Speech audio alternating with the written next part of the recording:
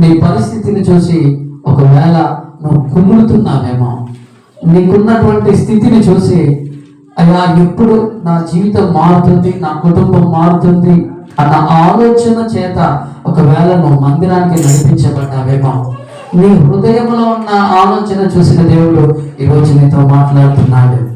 ఏమంటున్నాడు? కొంచెం కాలమే ఈ కష్టం, కొంచెం కాలమే ఈ బాధ, కొంచెం కాలమే ఈ సమస్య. దానిని పరిపూర్ణంగా నీకు విడుదలనిచ్చి నిన్ను పిలిచిన వాడు నమ్మదగిన దేవుడు గనక నేనేం చేయబోతున్నాడు? స్థిరపరచబోతున్నాడు, బలపరచబోతున్నాడు. అంటే నీ సమస్యల నుండి నిన్ను విడిపించి ఆయన కృప నీకు విస్తరింప చేయాలని దేవుడు నిన్ను పిలిచాడు. హల్లెలూయా.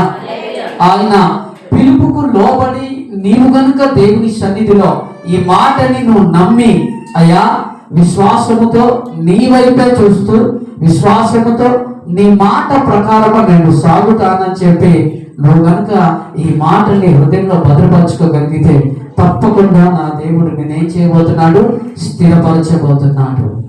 అంటున్నాడు, స్థిరపరచబోతున్నాడు, బలపరచబోతున్నాడు.